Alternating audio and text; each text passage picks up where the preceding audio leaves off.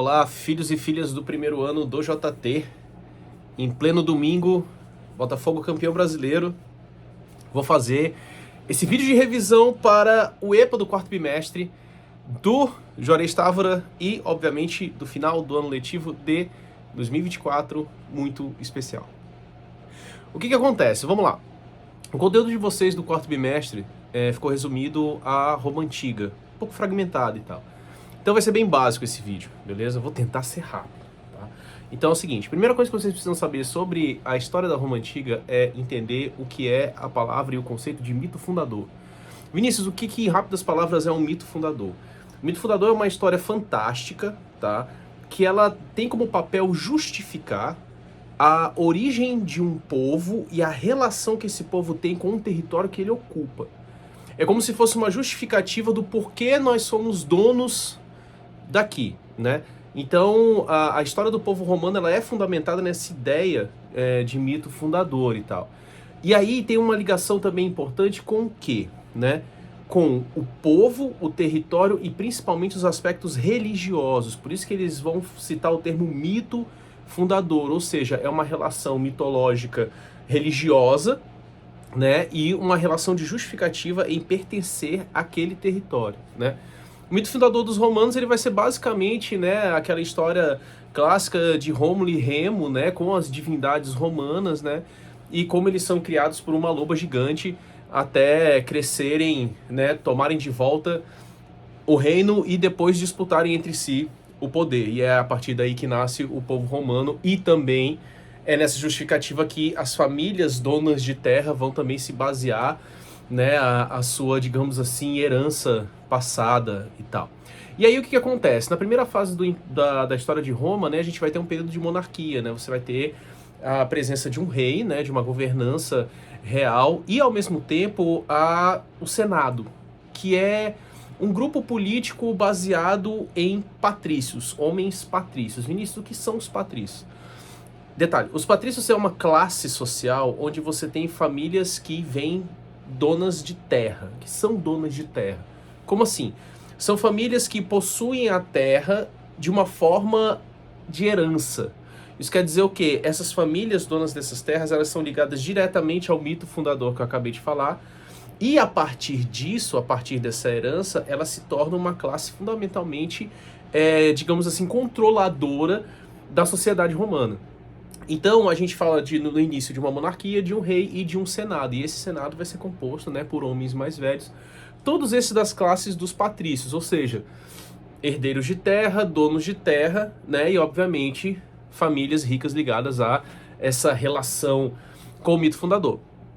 Os romanos que não possuíam essa condição eram classificados como patrícios ou como plebeus. Né, patrícios donos de terra, ligados ao mito fundador, e aos plebeus. Os plebeus também eram ligados ao mito fundador porque eles eram romanos, porém eles não tinham a posse de terra.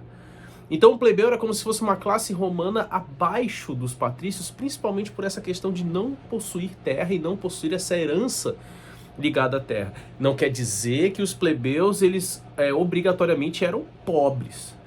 Poderiam ser ricos comerciantes, né? Roma está na cara do mar Mediterrâneo, esse mar Mediterrâneo, né, há muito tempo circula diferentes povos e rotas comerciais e por aí vai.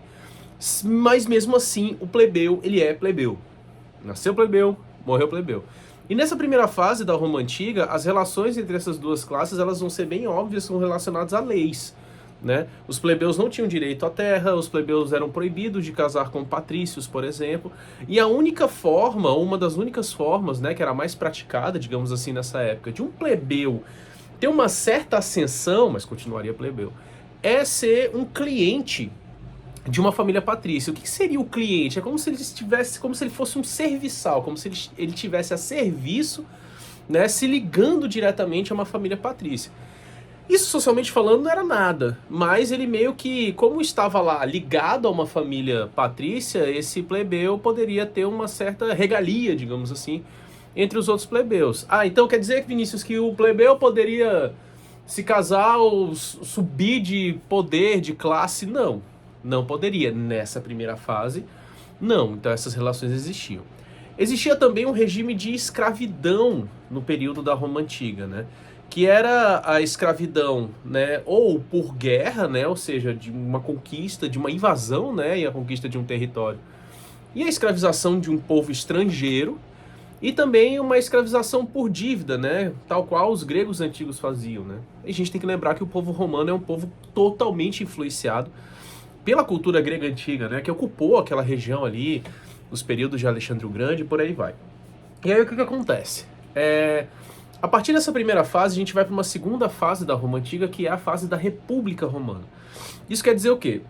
A governança real, ou seja, o poder de um rei, uma figura centralizada, ela não era mais importante em termos administrativos no território romano. E aí você vai ter uma fase, ou um momento que o Senado, aquele poder que estava abaixo do rei, ele passa a tomar o controle do território romano, e a partir daí ele estabelece uma república, ou seja, uma coisa pública, uma relis pública, ou seja, algo público, ou seja, algo para todos. É como se a governança fosse passada para os romanos, mas calma. Inicialmente na República Romana, esse poder ele ainda era concentrado nas mãos dos patrícios, porque o Senado era composto por patrícios, e obviamente que essa lei de coisa pública, ela não vai focar nos plebeus, ela vai dar privilégios ainda aos patrícios. Lembre-se que é um poder enraizado na terra e no mito fundador.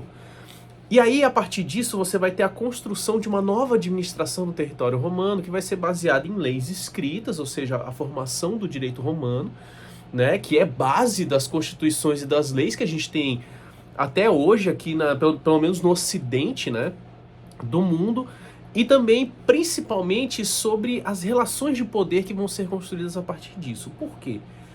Roma começa a expandir o seu território, ela começa a invadir territórios estrangeiros, ela começa a atravessar o mar Mediterrâneo para invadir outros territórios fora da Europa.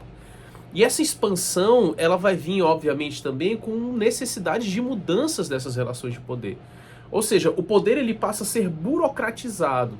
Então, se você ocupa vários territórios, invade vários territórios e conquista esses territórios, isso quer dizer o quê? O poder ele precisa ser subdividido, ou seja, burocratizado. E, consequentemente, a população ela vai crescer de uma forma, né, desenfreada e tal. Nesse meio tempo, durante a República Romana, a própria população, principalmente os plebeus, eles vão começar a contestar os seus direitos também, porque eles são romanos e vivem sobre o regime de uma coisa pública, ou seja, de uma república. Então, por que eles não possuem direitos, né? Então, a partir do tensionamento com o Senado, composto por patrícios, a classe dos plebeus ela começa a exigir os seus direitos. E a partir de um dado momento da República Romana, você vai ter ganhos para os plebeus, mas cuidado com esses ganhos. O que acontece para os plebeus nesse período, né? Eles conquistam o direito de se casar com patrícios. Isso era uma estratégia muito importante para poder ocupar outros territórios ocupados de uma Roma que está se expandindo constantemente, né? Eles passam a poder ingressar no exército romano, o que também é estratégico, porque quanto mais você invade territórios e expande, mais soldados você precisa, né? Anteriormente, soldados eram apenas da classe dos patrícios mesmo, porque era notório, era algo importante, os cargos militares maiores e tal. E também eles vão conquistar o direito de ter um representante no Senado, que são os tribunos da plebe, né? Que vão ter poder lá dentro, mas não vão ter número. Isso quer dizer o quê? Existe um ganho para os plebeus durante a República Romana, mas esses ganhos não vão tirar o poder e a autoridade do Senado nesse período, né? É interessante lembrar que esses tensionamentos ainda vão continuar existindo a partir desses ganhos, né? Alguns ganhos desses eles faziam como se fossem certas greves, por exemplo, tensionamentos nas cidades e por aí vai. Um exemplo de tribunos da plebe que surgiu no período da República Romana, que é citado em livros didáticos constantemente, é o exemplo dos irmãos Graco, Caio e Tibério, né, que eles sugeriram ao Senado a criação de, a gente pode chamar de uma reforma agrária, ou seja, de uma distribuição de terras para se minimizar a questão da fome e do acesso à terra ao povo romano. Ganhou muita popularidade essas ideias, mas que é muito óbvio quando você propõe isso a um Senado composto por patrícios, onde o seu poder é ligado à terra e ao mito fundador, isso se tornou absurdo, né? Por mais que existia uma notoriedade dos irmãos Caio e Tibério Graco diante dessas questões, ou seja, eles serem representantes dos plebeus, né? É óbvio que isso não foi conquistado, né? E o Senado meio que atuou de uma forma, digamos assim, fora das leis, né? O poder em Roma também era resolvido de forma, digamos assim, as pessoas de repente somem, né? Lembre-se que ascender ao poder na Roma Antiga, principalmente a partir da República, era uma disputa de famílias e uma disputa de poder muito pesada. E isso vai ser levado a períodos do Império até o seu fim no século V depois de Cristo. E aí, então, essas vão ser as características principais da República Romana. E ainda tem um ponto. Com essas conquistas territoriais, com essas invasões, com essa expansão, os generais romanos eles começam a crescer em notoriedade diante do público, do povo romano principalmente, e começam a exigir também regalias ao Senado e passam a ganhar poder a partir do momento em que o Senado aprova a criação dos triunviratos, né? Que são as regiões afastadas de Roma que foram conquistadas serem governadas, né, por generais romanos, né? Isso acaba criando uma virada de chave na disputa de poder, ao ponto que no final da República Romana, Caio Júlio César, né, que vai sair da região da Gália ali, onde hoje é mais ou menos a França, ele vai retornar com o seu exército à cidade de Roma e vai exigir que se torne ditador, né, utilizando-se da própria Constituição Romana, né? Você vê como é que agora as leis da República Romana também começam a ser apropriadas para se fazer golpes de Estado, né? Hoje em dia a gente tem vários exemplos sobre isso. Então, o que acontece?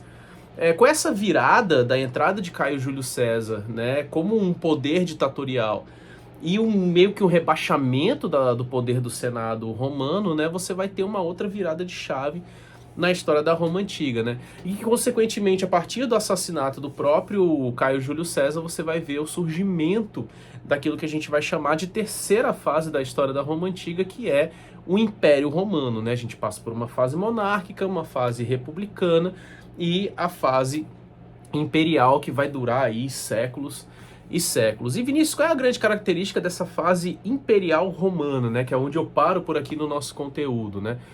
A gente tem que lembrar que a partir de Otávio Augusto, sobrinho barra filho de Caio Júlio César, né, que assume a bronca de não ser um senador, não ser um tributo, mas sim ser o imperador Máximos Romanos, né, é que a administração ela passa a ser diferenciada. Mantém-se as leis, mantém-se as hierarquias, mantém-se os níveis administrativos, mas agora o poder vai emanar de uma figura imperial. A gente fala de império porque o território romano abarcava o norte e o nordeste da África, abarcava parte do Oriente Médio, abarcava centro, leste e oeste da Europa, e então norte, né, de algumas regiões. Então, assim, você tinha Roma para tudo que é lado. E uma das características principais do governo do imperador Otávio Augusto, e aí, consequentemente, outros vários imperadores que vão surgir ao longo da história da Roma Antiga, né, é uma administração baseada na figura do poder único, né? E dessa figura do poder único você vai ter algumas características importantes desse governo, que a primeira é a chamada Pax Romana, que não vai ser uma paz, vai ser um período de reorganizar as fronteiras romanas, fortificá-las, por causa dos constantes ataques estrangeiros de grupos também que queriam ocupar, né, ou ir reconquistar os seus territórios invadidos por Roma, né? E que essa guerra nunca cessou. Né? A gente fala de Pax Romana, de paz romana, mas como uma reestruturação do Império Romano e não necessariamente uma paz e uma trégua. Não, nunca houve paz, né, ao longo do Império Romano, assim, mas sim uma fortificação e uma reorganização das fronteiras, né? Outra coisa importante também dentro do governo do Otávio Augusto e em diante, né, vão ser as reformas urbanas e arquitetônicas da Roma Antiga, né? Os principais monumentos que estão em pé hoje, né, como visitações turísticas e tal, são construções do Império, né? Eram construções gigantescas, eram um incentivo à engenharia, à arquitetura, naquela coisa grandiosa de demonstração de poder e, ao mesmo tempo, de criar espaços para abarcar uma população que não parava de crescer, né? E uma outra grande estratégia do período de Otávio Augusto foram as festas públicas, né? Que até é criticado esse tipo de política, que ela é chamada de pão e circo, né? Ou seja, são eventos públicos, né? E festividades e feriados dentro do calendário romano, né? Em que você tinha uma participação massificada da população, né? E um dos mais populares dessas festas, né? Uma das mais populares, digamos assim, né, desse rolê eram os jogos máximos romanos, né? Eram os combates de gládios que você tinha em coliseus, né? Obviamente que existe o Coliseu de Roma, né? Mas a estrutura do Coliseu, a estrutura de estádio, né, que eles chamam, ela tinha em vários lugares dos territórios romanos, né? E lá eram promovidas corridas, eram promovidas exposições de animais exóticos, digamos assim, trazidas de outros lugares, principalmente da África, né? Você tinha execuções públicas, né? Então a população ficava lá assistindo aquelas execuções e tal. E ao mesmo tempo tinham as famosas lutas de gládios, né? Que era uma coisa muito popularizada lá, né? Era uma paixão muito grande, assim, de lutadores conquistarem o povo romano e ser desenhados nas paredes e tal. E eram disputas de extrema violência, né? A população romana é um povo influenciado pela Grécia Antiga, né? Não só a virtuosidade de Atenas, como a agressividade espartana, né? Então eles carregam, né, essas influências, enfim, essas tradições gregas antigas e tal, e a luta dos gládios, né, os gladiadores e gladiadoras eram disputas baseadas nessa noção de violência, de força e de entretenimento da violência, né, por isso que se coloca a crítica, né, do pão e do circo no governo imperial romano, né. Então, é só até aqui a nossa prova do EPA do quarto bimestre, e é isso, um beijo grande para vocês, muito bom que a gente chegou até aqui. E é isso, estudem. E tá quase finalizando o ano, então vamos nessa. Reta final, gás final, beleza? Tchau, tchau.